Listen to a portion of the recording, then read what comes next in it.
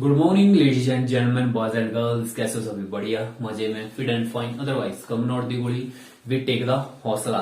तो आज ये अफ्रीका महाद्वीप का हमारा तीसरा वीडियो है। इसमें हम अफ्रीका महाद्वीप की नदियों, झीलों, डेजर्ट और कुछ माउंटेन है उनमें डिस्कस करेंगे। और जो अफ्रीका महाद्वीप से 3 अक्षांश रेखाएं गुजरती है, कैंसर, इक्वेटर, कैप्रिकॉर्न, कर्क रेखा, मकर रेखा और विषुवत रेखा। इन रेखाओं पर देखेंगे कि अफ्रीका महाद्वीप की कौन कौन सी कंट्रियां जो है वो स्थित है। देखिए, एग्जाम में अगर छोटा एग्जाम होगा तो उसमें देखो मतलब एक सिंपल सा क्वेश्चन पूछा जाएगा कि निम्न में से कौन सी अफ्रीकन कंट्री जो है वो विषुवत रेखा पर स्थित है। तो आपको 4 ऑप्शन होंगे, उसमें से एक छांटना है जो विषुवत रेखा पर स्थित होगी अफ्रीकन कंट्री। अगर लेवल हाई होगा, जैसे कि स्टेट पीसीएस या यूपीएससी पूछ रहा होगा, तो आपको पता है कि यूपीएससी के क्वेश्चन कैसे आते हैं। उसमें बहुत सारी कंट्रियां दी गई होगी, 4 ऑप्शन होंगे, 4 ऑप्शनों में बहुत सारी कंट्रियां दी गई होगी। आपको छांटना होगा उनमें कि कौन सी जो कंट्रियां हैं वो विषुवत रेखा पर, अफ्रीका की कौन सी कंट्रियां जो विषुवत रेखा पर स्थित है। ओके, तो अपना डिस्कशन स्टार्ट करते हैं।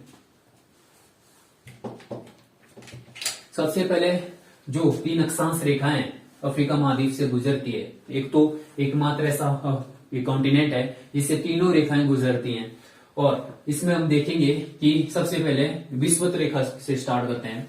विषुवत रेखा से हम वेस्ट टू ईस्ट चलेंगे। ओके, तो सबसे पहला जो देश है वो है साउथ में, समुद्र में है, गिनी की खाड़ी में है, साउथ में। साउथ ओम के आगे जो है वो यहाँ पर ये जो देश है, ये इस देश का नाम है गैबोन। क्या नाम है? गैबोन। गैबोन के आगे है ये वाला जो देश है Republic Congo, Republic of Congo, या सीधा आप कॉन्गो भी कहोगे।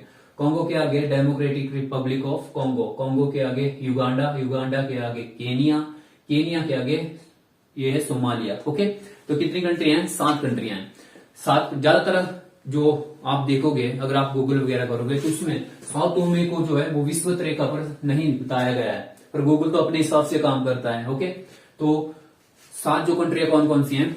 सबसे पहले जो गिनी की खाड़ी में जो देश है वो है साउथ ओमे। साउथ ओमे जो तटीय देश है सबसे पहला वो गैबोन, गैबोन के आगे रिपब्लिक ऑफ कॉन्गो या कॉन्गो, कॉन्गो के आगे democratic Republic of Congo, democratic Republic of Congo के आगे जो देश है वो है युगांडा, युगांडा के आगे केनिया, केनिया के आगे सोमालिया।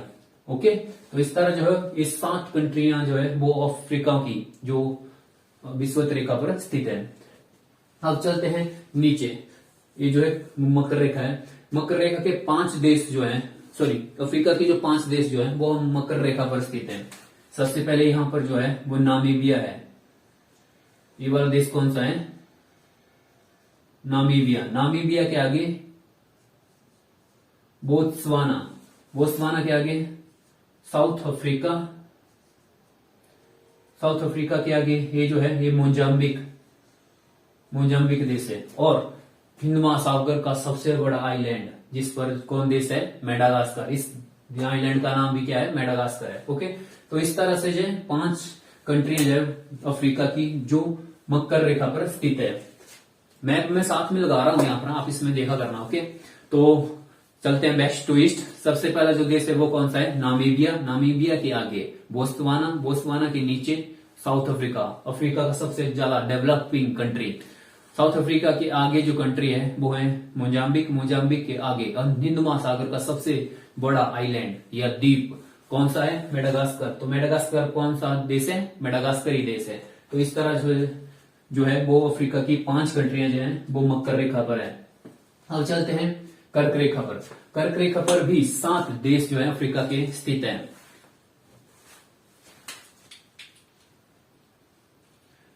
यहां पर जो वेस्ट में सबसे वेस्ट में जो कंट्री है ये कौन सी है? वेस्टर्न सहारा, वेस्टर्न सहारा। वेस्टर्न सहारा के आगे मोरतानिया, मोरतानिया के आगे जो कंट्री है इसका नाम है माली, मलावी नहीं, माली, मलावी तो नीचे है, माली। माली के ऊपर है अल्जीरिया। अल्जीरिया अफ्रीका महाद्वीप का एरिया वाइज क्षेत्रफल में सबसे बड़ा देश है। अल्जीरिया के नीचे जो ये वाली कंट्री है इसको हम कहते हैं नाइजर। नाइजर, नाइजर के ऊपर लीबिया, लीबिया के आगे इजिप्ट, या इसको ये मिस्र कहते हैं। तो इस तरह आप देखोगे तो 7 कंट्रियां जो है वो कर्क रेखा पर अफ्रीका की स्थित है। ठीक है, कौन कौन सी है? सबसे वेस्टर्न से हम स्टार्ट करते हैं। वेस्टर्न सहारा, वेस्टर्न सहारा के आगे जो कंट्री है, बहुत बड़ी कंट्री है मोरतानिया, मोरतानिया के आगे नीचे, ठीक है, माली, माली के ऊपर कौन सा है, अफ्रीका महाद्वीप का सबसे बड़ा देश अल्जीरिया, अल्जीरिया के आगे आप देखोगे जो लीबिया है, लीबिया ठीक है, लीबिया के नीचे नाइजर, नाइजर की बिल्कुल बाउंड्री से, मतलब जो लीबिया और नाइजीरिया की बाउंड्री है ना, उससे होकर जो है वो विश्व कर्क रेखा जो है गुजरती है। तो जो नाइजर है हम उसे भी जो है इंक्लूड कर देते हैं कर्क रेखा के ऊपर। तो नाइजर, नाइजर के ऊपर लीबिया, लीबिया के आगे कौन सा देश है, मिस्र है। तो इस तरह से 7 कंट्रियां हो गई, पहला वेस्टर्न सहारा, फिर मोरतानिया, फिर Mali, Algeria, Niger, Libya and Egypt. तो ये थी हमारी तीनों अक्षांश रेखाएं। अब चलते हैं डेजर्ट पर डिस्कस करते हैं। जो विश्व का सबसे बड़ा गर्म मरुस्थल है वो सहारा मरुस्थल है। सहारा मरुस्थल अफ्रीका के 11 देशों में स्थित है। और आप देखोगे कि अगर आपके पास एटलस है तो आप देखोगे कि जो सहारा मरुस्थल है बीच में, जब आप बीच में जाओगे तो बिल्कुल डार्क कलर में दिखाया गया है और उसके बाद थोड़ा सा जो है फीका फीका कलर दिखाया गया है। तो इसका क्या मतलब है, इसका ये मतलब है कि जो सहारा डेजर्ट है ना वो लगातार आगे बढ़ रहा है, मतलब जो मरुस्थलीकरण है ना, जो मरुस्थल है वो धीरे धीरे बढ़ रहा है। अफ्रीका धीरे धीरे जो है वो मरुस्थलों में या रेगिस्तानों में कन्वर्ट हो रहा है। ओके, तो जो 11 कंट्री है वो कौन कौन सी है, हम वेस्ट से जो है ईस्ट को चलेंगे। ऊपर की जो 5 कंट्रियां हैं उसके नीचे 6 कंट्रियां हैं। जो हमारा नॉर्दर्न अफ्रीका है ना, नॉर्दर्न अफ्रीका की सबसे ऊपर जो 5 कंट्रियां हैं उसके नीचे 6 कंट्रियां बड़ी बड़ी।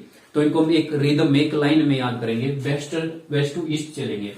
यहां पर जो कंट्री है ये है मोरक्को। कौन सी कंट्री है, मोरक्को। मोरक्को के आगे अल्जीरिया, अल्जीरिया के आगे ट्यूनीशिया, यहाँ बीच में मेडिटेरियन सी के पास ही ट्यूनीशिया, ट्यूनीशिया से जो वो अरब रेवोल्यूशन स्टार्ट हुआ था। ट्यूनीशिया के आगे लीबिया, लीबिया के आगे इजिप्ट।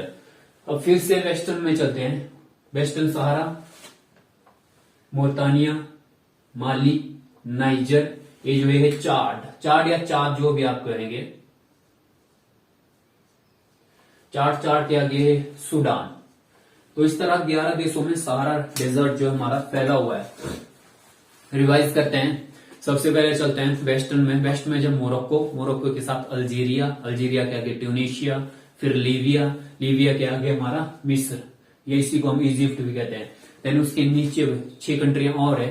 वेस्ट से ही चलते हैं, वेस्टर्न सहारा, पश्चिमी सहारा देश, पश्चिम सहारा देश के आगे मोरतानिया, मोरतानिया के आगे माली, माली के आगे नाइजर, नाइजर के आगे सूडान, चाड के आगे सूडान। तो इस तरह टोटल 11 कंट्रियों में जो है वो सहारा डेजर्ट फैला हुआ है।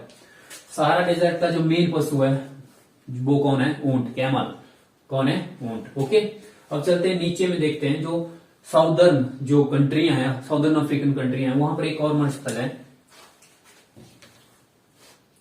कालाहारी मरुस्थल। कौन सा मरुस्थल है, कालाहारी। कालाहारी मरुस्थल का जो मेन पशु या पक्षी है वो है शुतुरमुर्ग। बहुत बड़ा अंडा होता है शुतुरमुर्ग का। जो मेन शुतुरमुर्ग कहाँ पाया जाता है, वो कालाहारी डेजर्ट में पाया जाता है। आपसे छोटे बड़े एग्जाम में जब पूछा जाएगा, जैसे क्लर्क वगैरह में, तो उसमें पूछा जाएगा कि जो कालाहारी मरुस्थल है वो किस देश में है, और ज्यादातर आपको ऑप्शन में मिलेगा बोत्सवाना। ठीक है, बोत्सवाना जो है आपको ऑप्शन में मिलेगा। लेकिन अगर आप बिल्कुल ठीक से डीप से देखोगे इसको, तो जो कालाहारी मरुस्थल है वो 3 देशों में फैला हुआ है। कौन कौन से, यहाँ पर नामीबिया, आगे बोत्सवाना, नीचे साउथ अफ्रीका। कितने देशों में फैला हुआ कालाहारी डेजर्ट, नामीबिया, उसके आगे बोत्सवाना, उसके नीचे south Africa. Okay, south Africa. उसके बाद अब चलते हैं, 2 माउंटेन है मेन जो अफ्रीका से, ज्यादातर अफ्रीका से जो क्वेश्चन उठता है वो इन माउंटेन से ही पूछा जाता है। डेजर्ट है, इसके ऊपर जो माउंटेन रेंज है एक, जिसे हम कहते हैं Atlas mountain, Atlas mountain. Atlas mountain, Atlas mountain जो है वो 2 देशों में फैला हुआ है। ठीक है, मेन 3 देशों में है, लेकिन तीसरा जो देश है जो ट्यूनीशिया है ना, वहां पर थोड़ा सा ही जाता है, थोड़ा सा आगे टच होता है। यहां पर आप देखोगे मोरक्को देश है। ठीक है, मोरक्को और अल्जीरिया, मोरक्को और अल्जीरिया में जो है वो एटलस माउंटेन है। कहीं कहीं आपको देखने को मिलेगी कि थोड़ा बहुत है जो ट्यूनीशिया में चला जाता है। ओके, अब नीचे आते हैं जो कालाहारी मरुस्थल, कालाहारी मरुस्थल के नीचे साउथ में जो है एक और माउंटेन है, इसको हम कहते हैं ड्रैगन्सबर्ग पर्वत।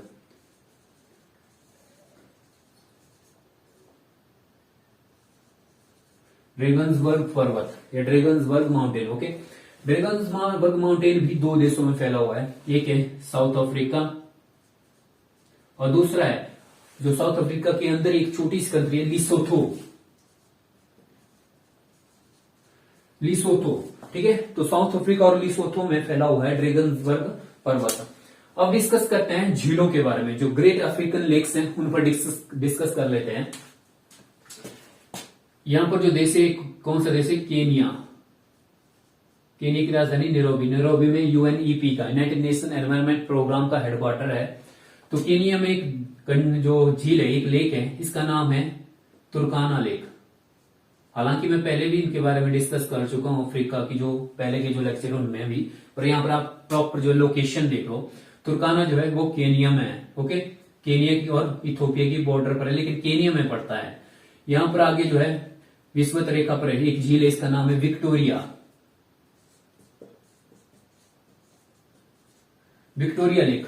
विक्टोरिया लेक विषुवत रेखा पर स्थित सबसे बड़ी लेक है, और विक्टोरिया लेक विश्व की दूसरी सबसे बड़ी ताजे पानी की लेक है, दूसरी सबसे बड़ी ताजे पानी की झील है। पहली जो है जब हम नॉर्थ अमेरिका पढ़ेंगे तो उसमें डिस्कस करेंगे। बाकी ज्यादातर लोग जानते होंगे कि विश्व की सबसे बड़ी ताजे पानी की झील कौन सी है। अगर जानते हैं तो कमेंट कर दो। ओके, तो ये जो है कौन सी झील है? Victoria lake. विक्टोरिया लेक विषुवत रेखा पर स्थित सबसे बड़ी झील है, ताजे पानी की दूसरी विश्व की सबसे बड़ी झील है, और अफ्रीका महाद्वीप की सबसे बड़ी झील है। ताजे पानी की है लेकिन अफ्रीका महाद्वीप की सबसे बड़ी झील है। विक्टोरिया लेक जो है वो 3 देशों में फैली हुई है। यहां पर जो है युगांडा है,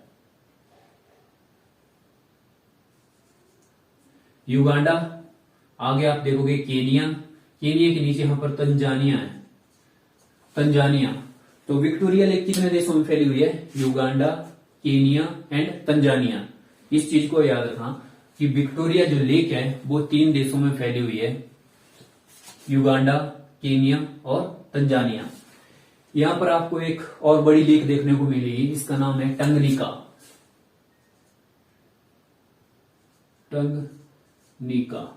टंगनिका लेक। टंगनिका लेक भी 3 देशों में फैली हुई है। 3 देश है, Tanzania, Burundi and Democratic Republic of Congo. Okay, यहाँ पर तंजानिया, यहाँ पर आपको छोटा सा देश देखने को मिलेगा, इस देश का नाम है बुरुंडी। तंजानिया, बुरुंडी और यहाँ पर है democratic Republic of Congo. Okay, तो जो टंगनिका झील वो कितने देशों में है? 3 देशों में। कौन सी? Tanzania, Burundi and Democratic Republic of Congo.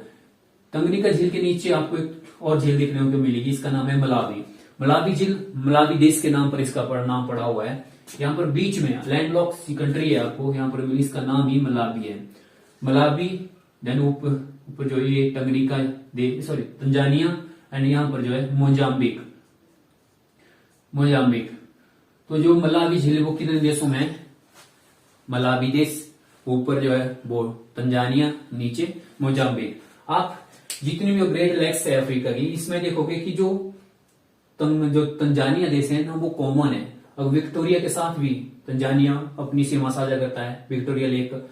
आप यहाँ पर देखो टंगनिका लेक के साथ भी तंजानिया देश है, मलावी देश के साथ भी तंजानिया, मतलब तंजानिया कॉमन है। जब इन 3 ग्रेट लेक्स के बारे में पूछा जाए तो तंजानिया जो देश है उसको याद रखना, जो 3 झीलें हैं वो तंजानिया में भी ये इनका जो है कुछ पार्ट है इन लेकों का। ओके, अब यहाँ पर आप देखोगे छोटी छोटी लेक्स हैं, 3 लेकें हैं।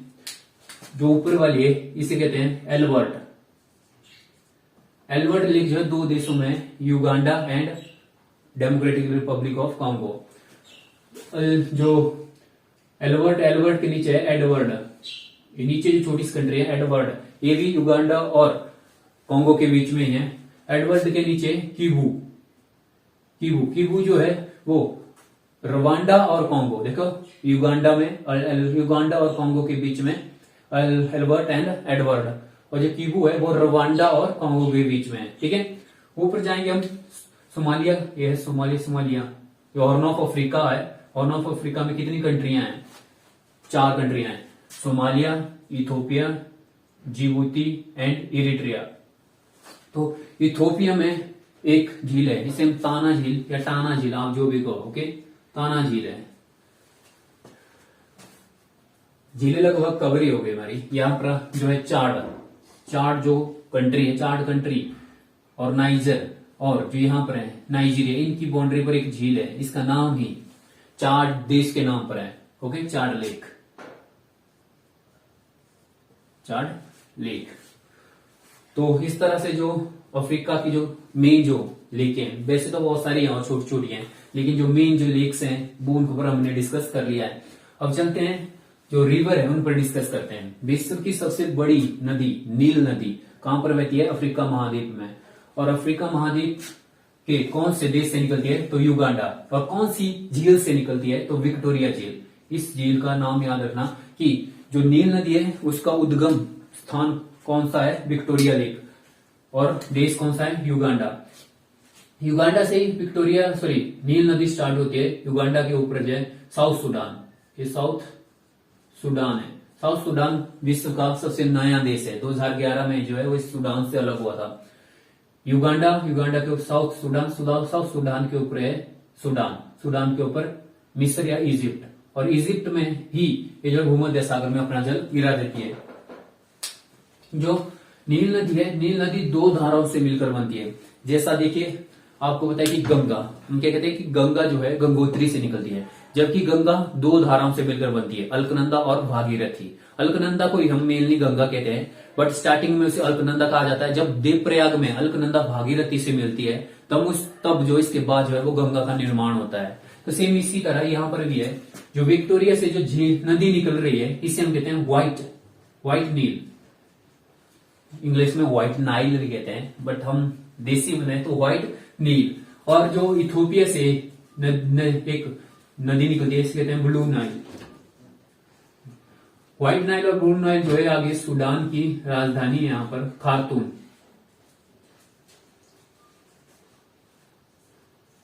खार्तूम में जो है ये दोनों नदियां एक दूसरे से मिल जाती है। कहां पर? खार्तूम में। कौन सी? Blue Nile and White Nile.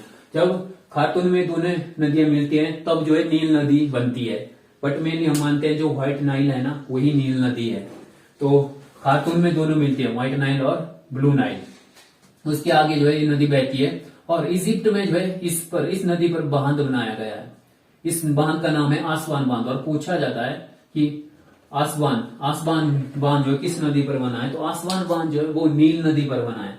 और आसवान बांध के पीछे जो जलाशय बना हुआ है ना, इस जलाशय का नाम है, देखिए क्या होता है कि जब नदी का पानी हम रोकते हैं ना, जो आगे दीवार बनती है, इससे बांध कहा जाता है। इसके कहा जाता है बांध कहा जाता है। और इसके पीछे जो जलाशय बनता है उसे हम लेक कहते हैं, झील कहते हैं। ठीक है, मैन मेड झील होती है, एक नेचुरल होती है और एक मैन मेड होती है। ये जो है जब बांध बनता है, बांध बनने से पीछे जो है पानी भर जाता है और बहुत बड़ा एरिया जो पानी में मर्ज हो जाता है, तो उस झील का नाम जो है या तो बांध के नाम पर ही होता है या फिर उसका नाम जो है अलग होता है। जैसे कि यहाँ पर है आसवान बांध। कौन सा बांध है? आसवान बांध बना हुआ है, इससे जो नील नदी है उसका पानी रोक दिया गया है। तो इसके पीछे जो झील बनी है, इस झील का नाम है नासिर झील।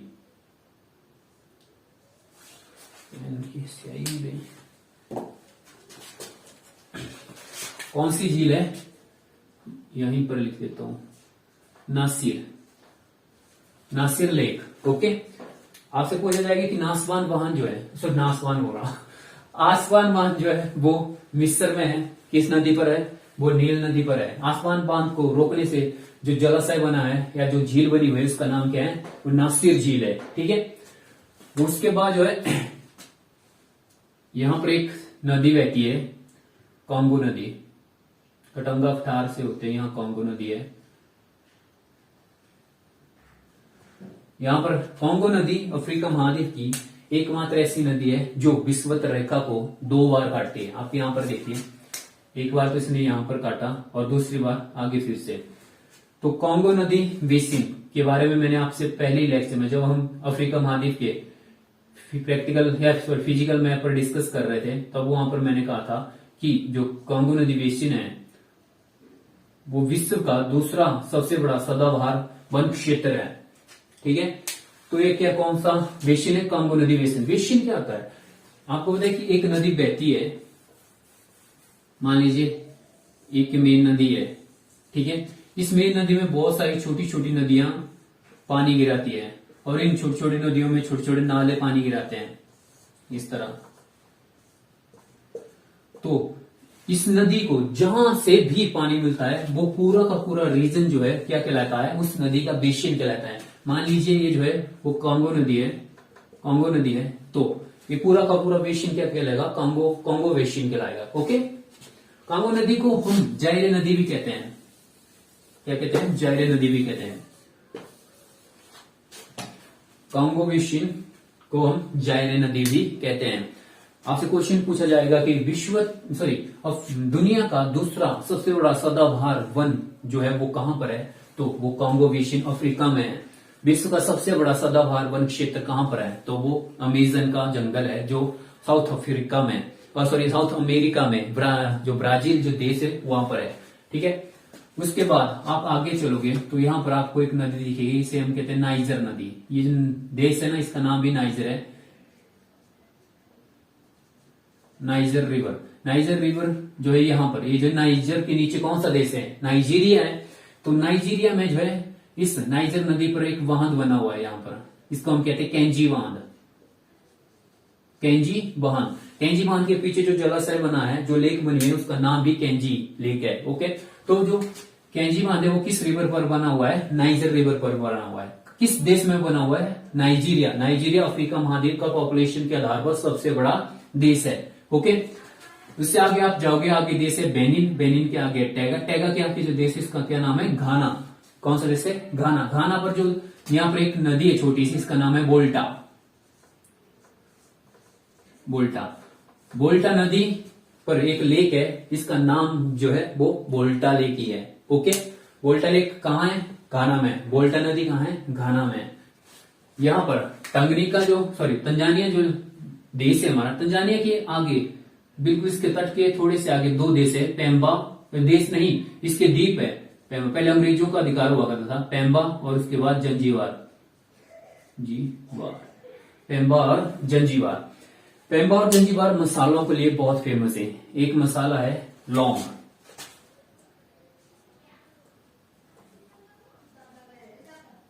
लौंग चाय वगैरह में डाला जाता है लौंग, ठीक है। लौंग तो जानते होंगे। तो लौंग के लिए फेमस है जंजीबार, बहुत फेमस है। लौंग इलायची के लिए, पेम्बा और जंजीबार लौंग और इलायची के लिए बड़े फेमस है। लेकिन जो जंजीबार है ना, वो पूरे विश्व में लौंग के लिए सबसे फेमस है। और जो जंजीबार जो द्वीप है वो किसका है? तंजानिया का है। ओके। यहां पर हमारे पास बचती है अब लास्ट जो मैटर है उस पर हम डिस्कस करेंगे।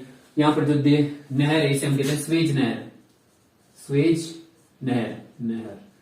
स्वेज नहर इजिप्ट में है, मिस्र में है, जो भूमध्य सागर को रेड सी से मिलाती है। पहले क्या था कि जो अंग्रेज यहाँ इस केप ऑफ गुड होप से, यहाँ पर जो है वो केप टाउन के पास ही, साउथ अफ्रीका की जो वैधानिक राजधानी केप टाउन के पास ही जो है केप ऑफ गुड होप है। Cape of Good hope.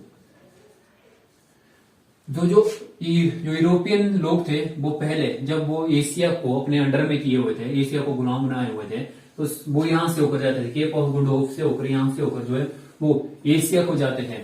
और यहां से बहुत टाइम लग जाता है, महीनों लग जाते थे उनको एशिया में पहुंचने के लिए।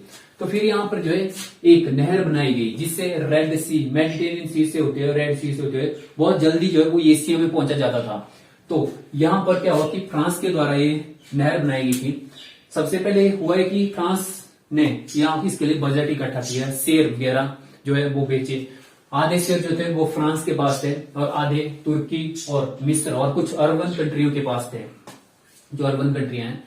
तो फिर यहाँ पर डिसाइड हुआ कि जो स्वेज नहर है यहाँ पर कोई टोल टैक्स वगैरह कुछ नहीं लिया जाएगा और ना ही किसी एक देश की यहाँ पर सेना रहेगी, मतलब सभी देशों की सेना जो इकट्ठा रहेगी इस पर। तो उसके बाद यहाँ पर एंट्री होती है अंग्रेजों की। आपको पता है कि अंग्रेज कैसे थे, चोर साले। तो फिर क्या होता है कि अंग्रेज जो है यहाँ पर जैसे तैसे करके पूरी स्वेज नहर को अपने अंडर में कर लेते हैं और यहाँ पर जो है टैक्स लेना स्टार्ट कर देते हैं। और जो अंग्रेज थे वो मिस्र या इजिप्ट और तुर्की के जो शेर है उनको खरीद लेते हैं और उसके बाद इस पर अंग्रेजों का अधिकार हो जाता है। स्वेज नहर बनना स्टार्ट हुई थी 1859 में और कंप्लीट हो गई थी 1869 में। उसके बाद 1954 तक जो है ये अंग्रेजों के अंडर में रही है। बनाई किसने है? फ्रांस ने, ठीक है, फ्रांस के अंडर में थी, फिर अंग्रेजों के अंडर में आई और 1954 तक 1954 तक जो है ये उनके अंडर में रही थी। फिर 1954 में मिस्र के जो लोग थे उन्होंने अंग्रेजों के विरुद्ध जो आंदोलन स्टार्ट कर दिया और उसको जो है अंग्रेजों को यहाँ से भगा दिया और इसे मिस्र ने अपने कब्जे में ले लिया और ये पूरी तरह मिस्र के अंडर में हो गई। और मिस्र ने जो है 1956 में जो है स्वेज नहर का राष्ट्रीयकरण कर दिया। मीन्स कि जो स्वेज नहर है वो मिस्र की धरोहर है, मिस्र की संपत्ति है और मिस्र का एक बहुत बड़ा हिस्सा जो है वो जो स्वेज नहर है इसी से आता है। मतलब जो रेवेन्यू है ना वो सबसे बड़ा जो हिस्सा है वो स्वेज नहर से ही आता है। यहाँ से जितने भी लोग जो है गुजरते हैं उनसे टोल लिया जाता है। और आप सोचते हो अगर आप टोल नहीं दोगे तो अगर इस रास्ते से आओगे तो महीनों लग जाएंगे वहां तक पहुंचने के लिए, इसके तक पहुंचने के लिए। यहाँ से आप जितना टाइम आपके यहाँ से लगेगा उतने में तो आप यहाँ से 3-4 बार गुजर जाओगे। तो यहाँ से गुजरना मजबूरी भी है यूरोपियों की। तो ये था हमारा अफ्रीका महाद्वीप का लास्ट जो है वीडियो है।